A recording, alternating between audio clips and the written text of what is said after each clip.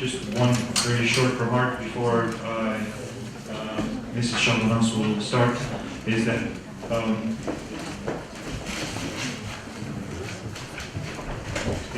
this is the first really legal person speaking today.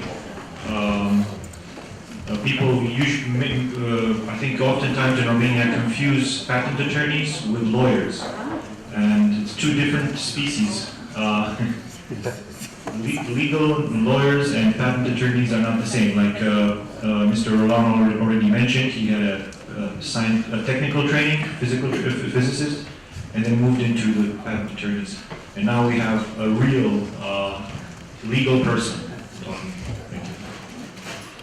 Thank you. So my presentation will have two parts. In the first part, we'll see the importance of the legal framework, IP ownership, some examples of core inventions, and IP provisions in agreements with industry. And the second part will be dedicated to software licensing, and open source. We want to see you.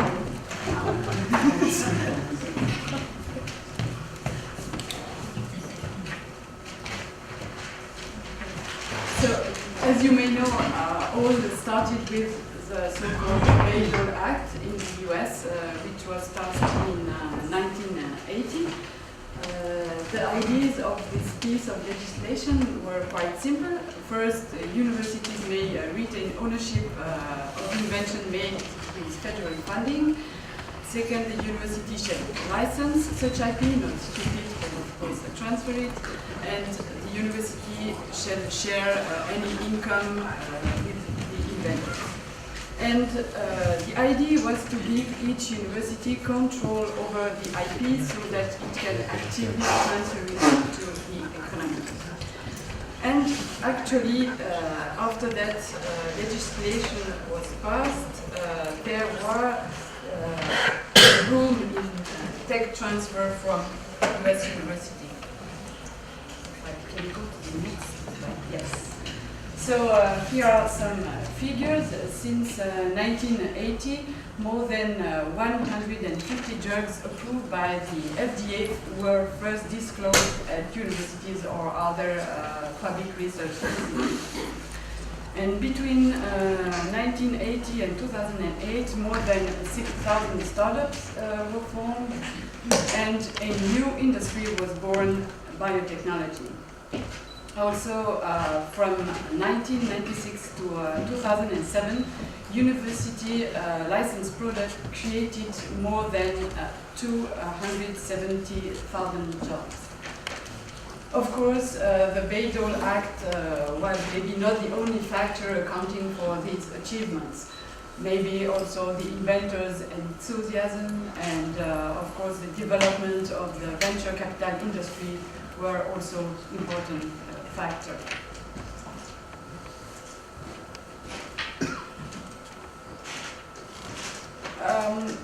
At that time, what happened in Switzerland and in particular at EPFL? So, as André showed you, it was quite a long history for tech transfer there, and I'd like to highlight three dates. The first one is 1988, when EPFL passed its first guidelines on contracts for collaborating with industry. So the main goal was actually to foster this collaboration among university and these guidelines said that contract with industry were possible if they are compatible with the main mission of our university, of course, education and research. And these guidelines did contain mainly financial regulations. For example, for research contracts, it said that the industrial sponsor should bear all the cost of the additional personnel necessary to perform the sponsored project. And for scientific service contracts, it said that the conditions shall not create unfair competition to the private sector. This means that if the university offers scientific services and if the private sector do also offer similar services, then of course the university shall not, for example, make dumping prices or offer other conditions that would not be fair. But these guidelines didn't contain any provision about IP. Then, 10 years, in 93, so 15 years later, the Swiss Parliament passed the Federal Act on the EPF. So in Switzerland we have two Federal Institutes of Technologies, EPFL in Lausanne and ETH Zurich. And the two entities became legal entities with this piece of law, and from then on EPFL can own patents. But still, there were no specific IP provision about what is generated in universities. And the civil servant status still applied, and the ownership generated, the IP generated by the professors was really not clear.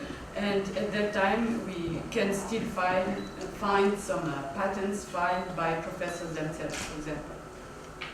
Then it's only 10 years later, in 2003, that this piece of law was revised, and there were some specific provisions about IP. And myself and other colleagues from other tech transfer offices, we did participate in the discussion of these provisions and helped it change to influence it. And in Switzerland, there are also cantonal universities, and in these cantons, they pass also similar legislation about ownership of IP.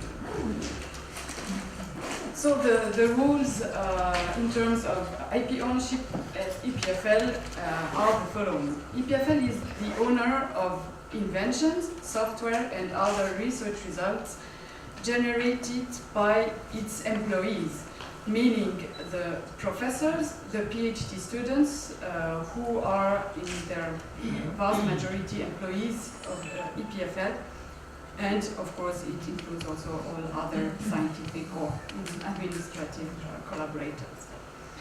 And the third conditions for EPFL to own this intellectual property is that the inventions are linked to the field of activities that this personnel is working for at EPFL.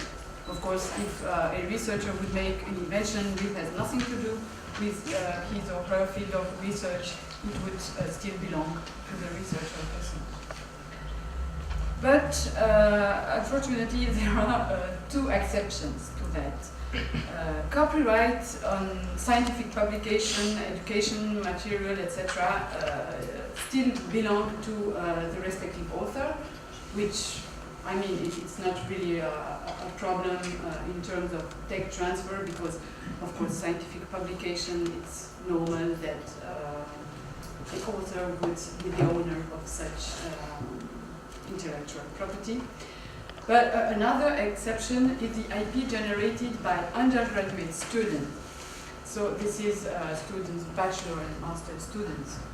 So they do own their own IPs. But of course there is a possibility to make agreements with students, for example, in order to transfer their invention to EPFL. This is, for example, needed when a master student is involved in a project where we have a contract with a company, in which we say that the company would own some IP coming out of the project.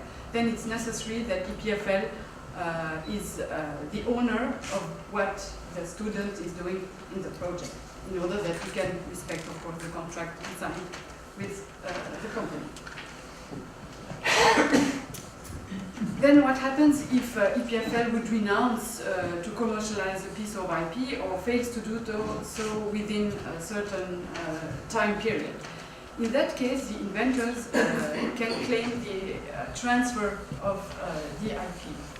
And this does not happen automatically, but we have to negotiate an agreement with the inventors, and we can set forth some conditions like EPFL would still keep some right to use the invention for its projects, or sometimes also we ask for some royalties if the inventors are able to make money out of their invention, because the invention was somehow financed by EPFL.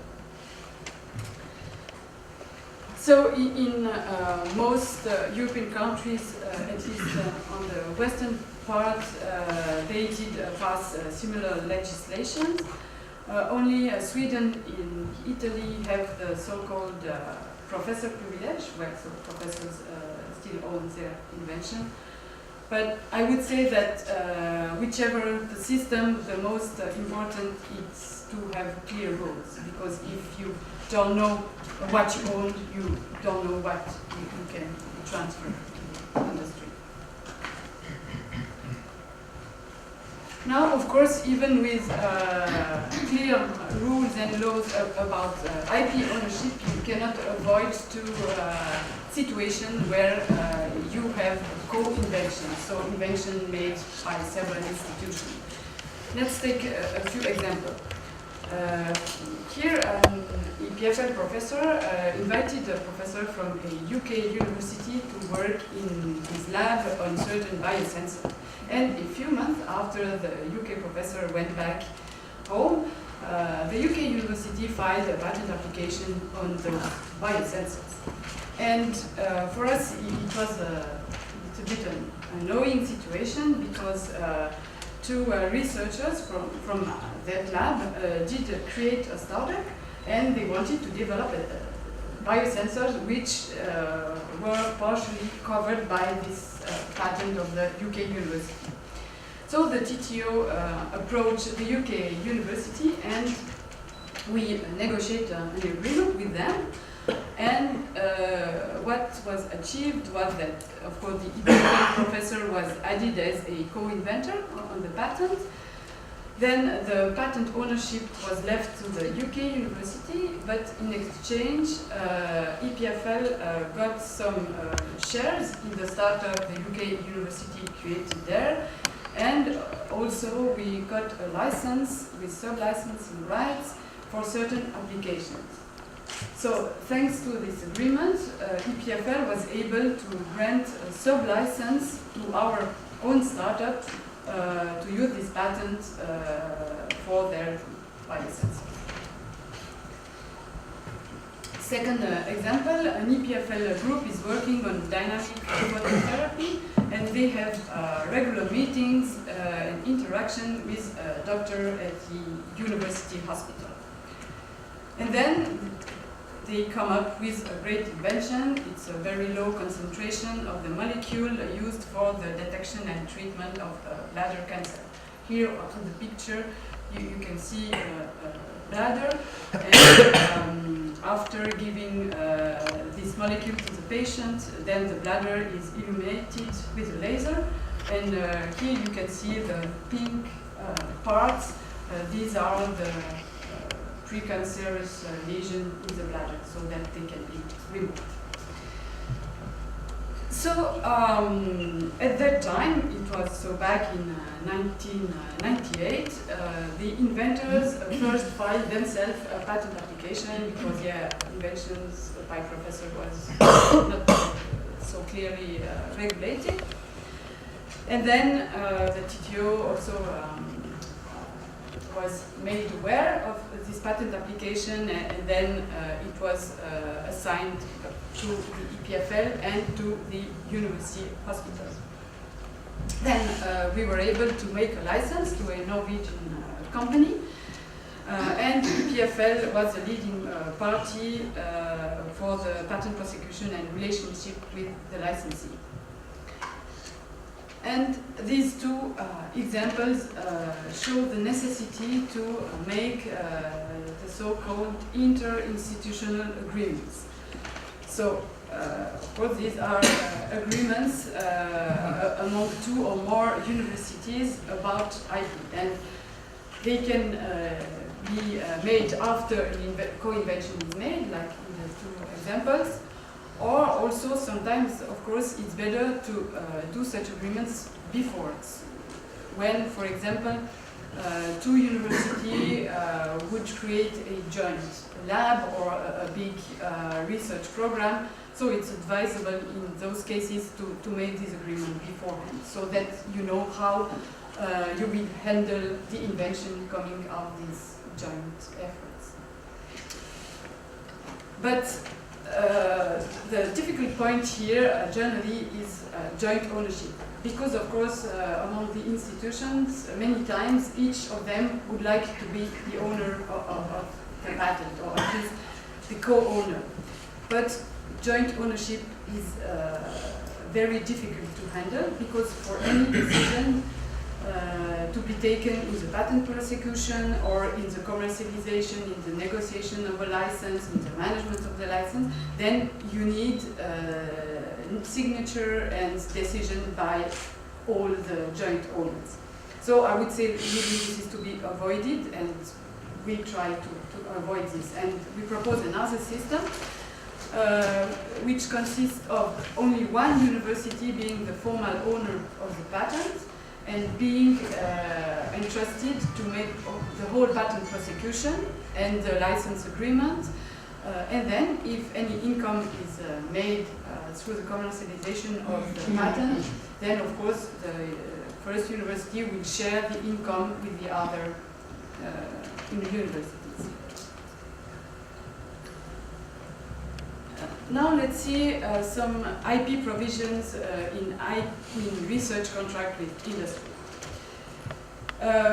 We try to draft clauses where we distinguish between different types of results.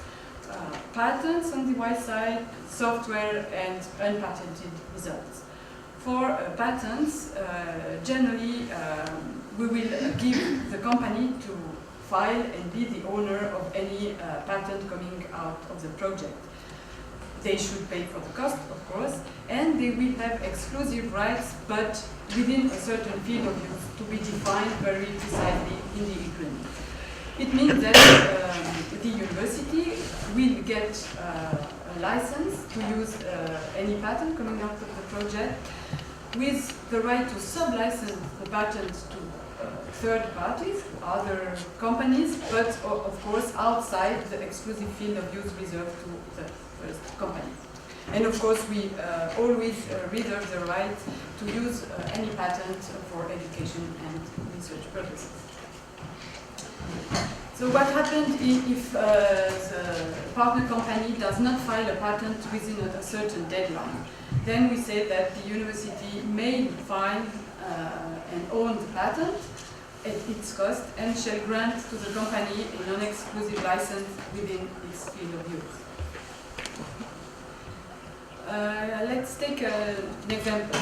Here is a lab active in developing brain-machine interfaces, for example, for paralyzed people. And now there is a car manufacturer coming to the lab and saying, okay, I'd like to fund a project within your lab in order to study and develop such brain-machine interfaces for cars. Okay, so we negotiated a research contract with this car manufacturer, saying that they can file patents if invention come from this project, but they will have exclusive rights to use such patents for any application in the automotive sector, and EPFL keeps the right to use and license such patents outside the automotive industry, including medical applications.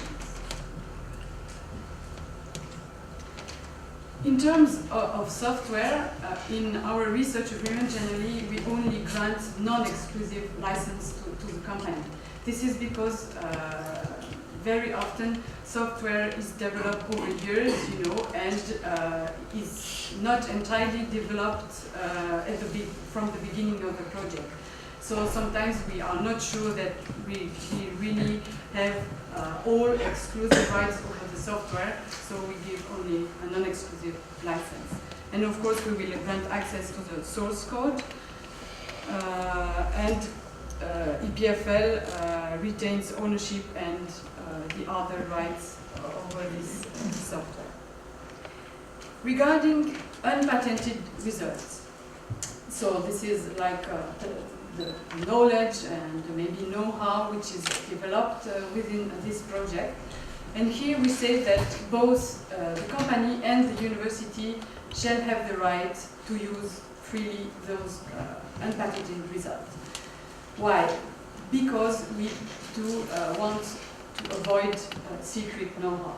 Because, of course, this would be contradictory to our publication mission if we would keep the results secret. And, of course, a secret also is something very difficult to handle in academia. In service contract, things are easier and different because here it's a service, so generally the goal is not really to develop new inventions, but it is to perform some analysis or measurements or something like that. So we say that the company will own the results and any related IP, but still it's important to state that the university will keep the ownership of its methods and the tools used for rendering the service. Now we come to the second part about software. So as you probably know, software can be protected either by patents, which is of course a little bit more difficult because not any software can be patented, but under certain conditions it can be. But anyway, software is protected by copyright.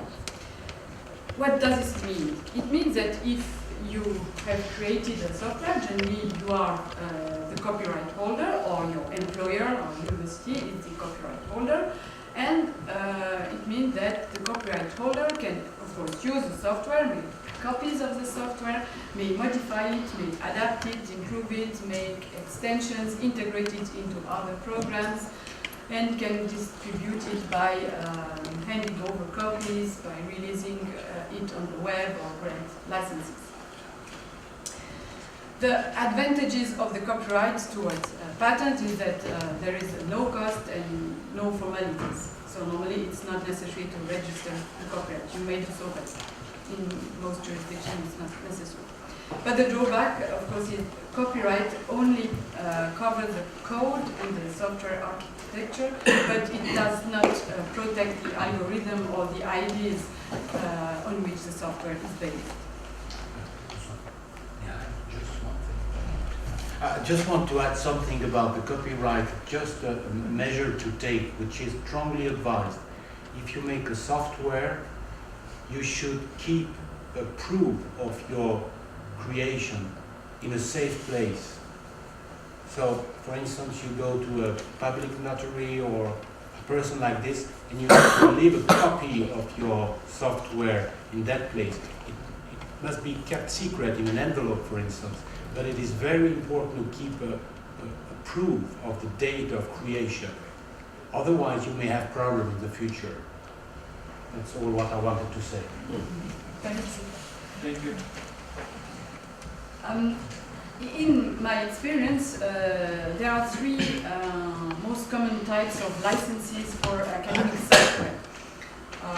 First, the evaluation license. When a company is maybe interested in your software, they would like to test it before buying it. You can grant them a license. It's important, of course, to make a time-limited license, maybe a few months.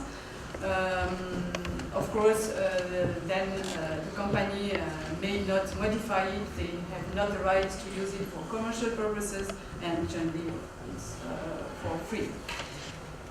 Second type of license is end-user license. If you have ready-to-use software, you will license only the object code. The user will not be allowed to distribute the software. He cannot make modifications, but of course he can use it commercially, and you will ask for some license fees. The third type is a distribution license. This is, for example, for software which needs to be further developed to become a commercial product. So of course in that case you need to hand over the source code so that your licensee can make modification, improve it, and so on. Then of course you will give distribution rights and the right to use the software commercially, and you will ask for a license fee or royalties. This is an example of simulation software for power networks and hydraulic systems. This is quite an old piece of software which has been developed at EPFL since more than 20 years, and the lab granted many user licenses. It was kind of a special case where the lab was very active with this software. They really had the relationship with the client, they marketed it, and they made support and new releases of the software. Then in 2011 the lab was closed because the professor was retired, and with the help of the Tech Transfer Office, the commercialization and client support of the software was transferred to a small company. But still another lab of EPFL is still active in making upgrades to this software. This is another case of a software for which we filed patent applications and we got a patent granted. It is a software to create microstructures for document authentication. And this is a platform technology that can be used for various applications. For example, for graphic design, or for making tickets for shows, or banknotes.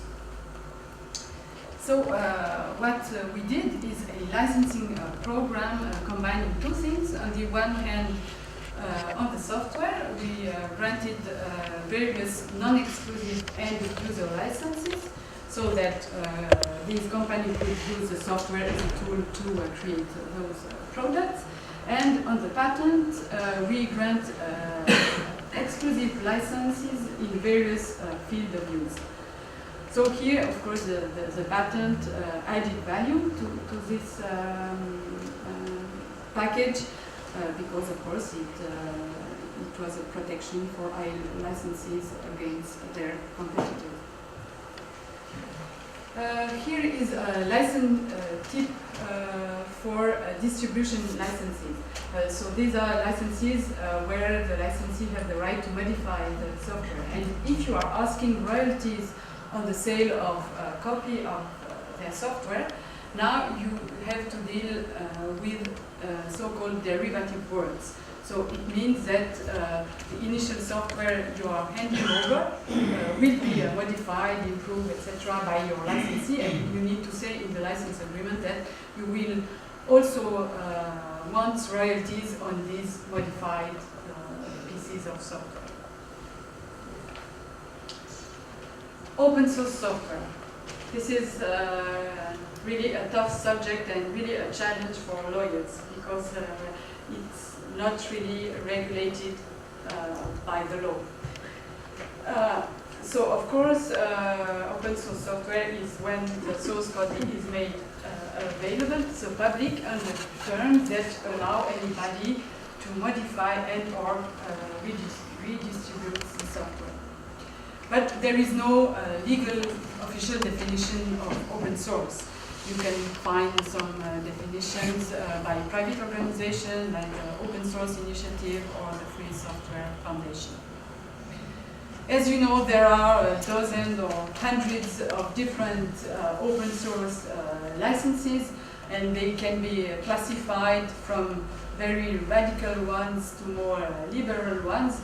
For example, the famous GPL from the Free Software Foundation, which is often called copyleft or viral, because if you modify the code and you want to redistribute it, then you need to also make your source code available to the public.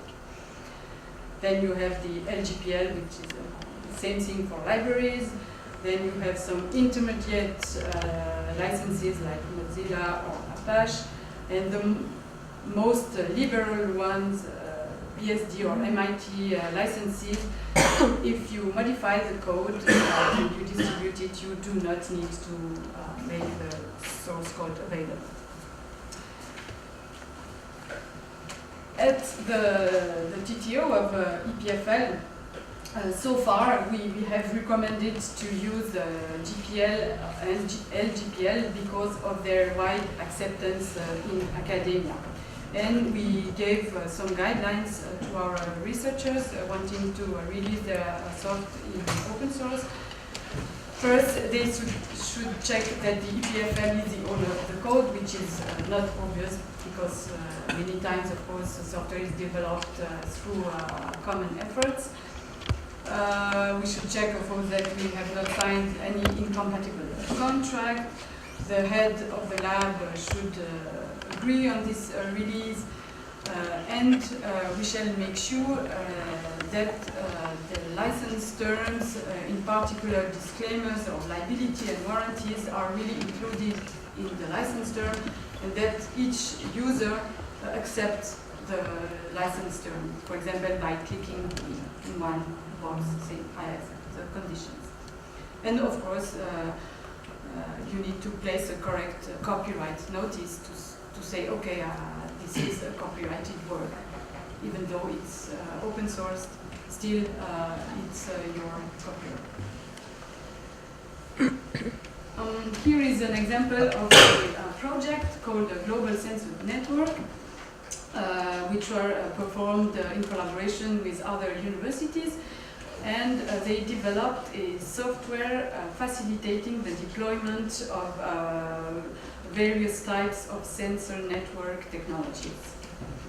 And last week, a researcher came to my office and he told me that, well, we developed this software, and back in 2005, we released it under a GPL license.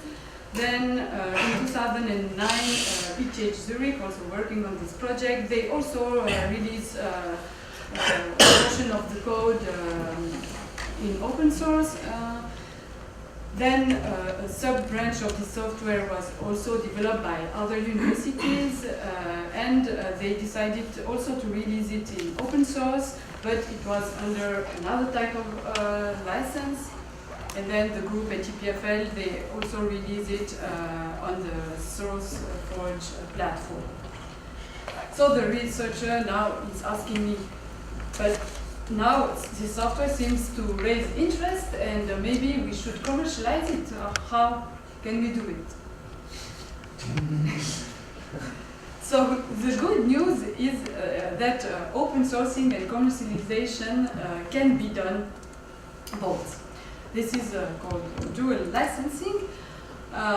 So you can either in parallel or after having released the code, you can also grant in parallel commercial licenses. But this is okay only if you are the initial copyright holder, and it's possible only for your initial code or your own modifications. So of course, you cannot decide to grant commercial licenses on contributions made by other developers. There are some famous examples of this model. For example, the database management system MySQL and SensorTouch. This is software for building mobile apps. And there is also a second business model you can use with open source, is to sell services like training, support, or consulting services. And for example, at EPFL, a professor did create a startup called TypeSafe to provide services around Scala, which is a programming language created by this professor. And also there is a famous example of Red Hat, which is a company very successful in making services around the Linux system. But I must say that for us, open source also is a work in progress, and recently the TTO did launch a project with the dean of our computer science school in order to improve a little bit our policy in terms of open source. We are thinking maybe of making a unique portal where all the open source software of EPFL will be linked. Okay, that's it. Thank you.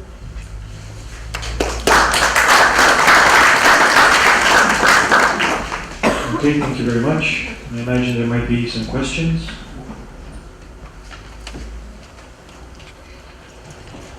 Don't be shy.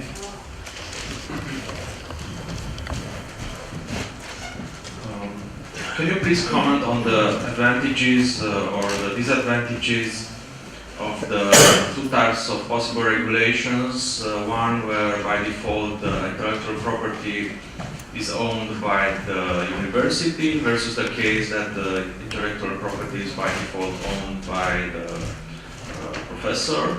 And the context is that according to current or manual legislation, by default the intellectual property belongs to the employee unless there is the other type of provision in the contract. Okay, I would say that the advantage of the system where the institution owns invention and other IP is that really you have a possibility to have a centralized way of protecting the inventions and commercializing it. Centralization does not mean that, of course, the inventors are left away. As Andre said before, it's very important, of course, that inventors are very much implicated in the whole process. But it makes it easier to transfer it because also when you have a TTO, for example, there are people who know how to file a patent. They have a network of patent attorneys. And they have knowledge and expertise, experience how to transfer it. So this is, I think, the big advantage. Now, of course, maybe in Sweden they have the professor privilege, and I've not read any statistics, but I can guess that they are also able to make innovations and tech transfer from university to industry with that system. But maybe in that case, it is also because now in Sweden they have developed a culture and expertise, maybe also among their professors, how to do it, and it also works. But I would say that at the beginning, at least in Switzerland and EPFL, it was very important that we did have these regulations, because sometimes we face a problem where, for example, if a professor owned their own invention, they would sign contracts well, everything that I will invent over the next 10 years will belong to the company X. And I've seen such contracts. And I think it's really a pity, and for very small money, that this professor sold all his future ideas to one company for really little money, for example. And yeah, I think also all these contracts with industry licensing agreement or research agreement, they become more and more complex, and I think really, you need some professional help. I just like to add maybe something to that.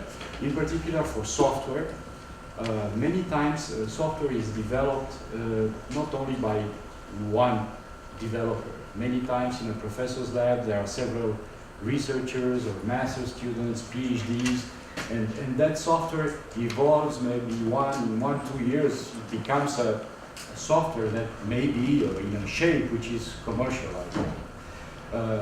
In order to be credible when you interact with a company, that company would like certainly to know, well, who has developed that software? The professor may say, okay, it belongs to me, but in many cases, there are a number of people, of researchers, having contributed and having copyrights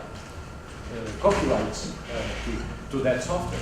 So the company or any investor would need to know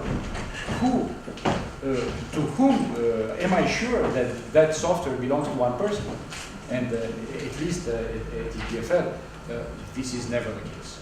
We have to track the students, master students, some of them are coming with internships and they leave. So it really, if you want to assure to be clear with your partner, you have to give him this insurance somehow that software is owned by a single party, which in our case is the university, because we have this assignment.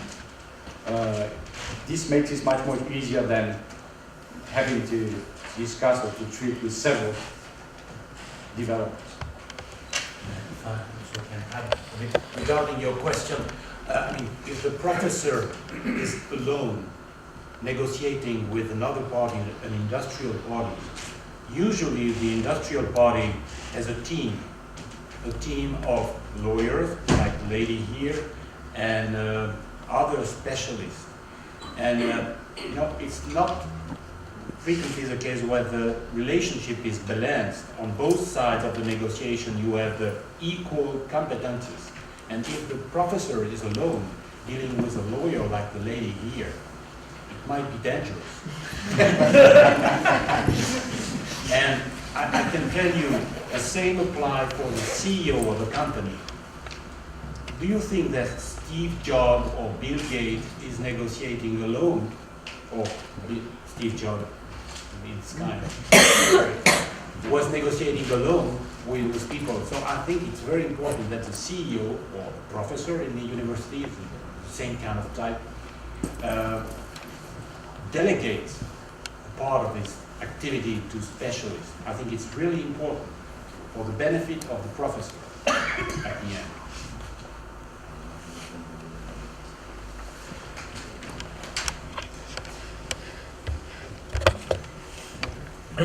Okay, a question about the policy of the university. With respect to control the rights of the university with respect to the person. Because many times, I'm a professor, but to the end of the day I would say that this research or this result is not because I have used the resources of the university I made in my free time. So how do you handle the contractual issue with the academic staff to control this aspect? And the other question is about the patent valuation, because any attempt to have a patent will involve some costs from the university, and that's to the end of the day cost-benefit analysis maybe or might be you have to do. And which is the policy of the university with respect to this? So for your first question, in Switzerland and for the EPFL, the situation is that the invention will belong by law to EPFL to the extent that the invention is in the field of activities that the professor is doing for EPFL. The time when the invention is made has no role. I mean, the invention can be made in the bathroom or outside the nature, it doesn't matter. In Switzerland, it's not linked to using resources of the university. So is this a national regulation or it's internal regulation? This is also a case law which apply also in the private sector for inventions of employees in the private sector. Yeah. So the really determining criteria is the link between the invention field and the field for which the person is paid for. So, for example, if a researcher making biosensor come up with a new accounting system, of course this will not belong to the university. but if he makes an invention on a biosensor, which is close to the kind of biosensor, even not really maybe the same that he daily work on, it would belong to the institution. But of course, I must admit that there are some cases where there are some discussions with the inventors about this issue. But many times, at the end of the day, the inventor has not the money or the willingness to take himself alone the risk to file a patent application and to go through all the process. And even if there is a doubt about ownership, then okay, we make an agreement with him or her and say, okay, we'll consider this is an EPFL invention, we will pay, it is the first cost of the patent, and we will help you, and if there is any income, then okay, anyway you will get 1/3 of it, and in general, yeah, everybody is happy with the system. And about patent valuation? Yes, evaluation, I'm not sure to really understand your question, so how do we evaluate invention and how we decide to find patent? Yeah, you have to pay for it's costly. all these, protection, everything, and then maybe it's the goal to valorize somehow on the market the patent. And many times maybe you have nice ideas, but still they do not meet urgent market need or forecast market need. So yeah, as I said earlier, first of course we need to assess the chance to get a patent. So is it a novel, inventive enough, etc. Do we have chances to get a patent? This is the first question. Then, of course, to see if there is a market, a sufficient market for that invention. What are all possible applications of this invention? And then, if we decide to file a patent application, as said before, there are ways to minimize the cost. We will try to make patent strategies whereby the costs are lower at the beginning, like provisional patent application, and then we will look for companies willing to license this patent, and so transfer the patent cost as soon as possible to the companies. And of course, if we are not able to do so after a certain period, sometimes we need to abandon some patent cases because we cannot bear anymore. Okay, I just wanted to add to that answer something that Lake Adana mentioned in numerous discussions, referring to that. That's one of the first things that I asked him as well, one of my first questions. And his answer was, there's no real way to decide this ahead of time. You just have to go to the market and ask them. You do not have a system of estimation, of calculation, how much is this worth. Nobody knows what it's worth, but you will find out once you actually go and try to talk to people in the industry, and you have to find the right people in the right industry, and you maybe try once, twice, 10 times, and I think maybe you want to say some. Yeah, maybe to add something. Well, I think. Yeah, again, filing patent applications is really giving the opportunity to valorize them. So giving the university the opportunity to valorize. So it's important. This is why it's important to file patent applications. To minimize costs, of course, but it is also important to be able to abandon them. If you are not finding somebody, a company, there is no startup project or somebody to co-invest, to share the risk with you at some stage when the costs get higher, you have to abandon. We abandon a lot of patents, but we file a lot of patents too. So a patent, again, the value is, as Alex said, is the market will give you that value. But in order for the market to give you that value, you have to give the market the opportunity to know that you have that in hand. So filing, yes, but abandoning also. I mean, maybe 1 in 2 is abandoned. I'd like to tell you, Mr. Professor, a story, a true story I observed myself. I used to work for a startup many years ago, and they spent 300,000 to 400,000 euros just for protection, patent protection, trademark protection too. And then they went into bankruptcy, the startups. And then all the patents, the trademark was on sale. And it was an audience, and the public was invited to buy. Any people interested by this patent portfolio and trademark portfolio was invited. And an audience was held in Switzerland. And the person responsible for this audience, he called me before and said, I have to give a starting price for this. How much should I mention? And I said, I don't know. It's a question of offer and demand. And then he decided, that person, the starting price to sell for less than about 2,000 euros. 2,000 euros for something which the general cost, total cost, 400,000 euros. And then he started the audience. And in the audience, there was only one person present, a lady. A very distinguished lady.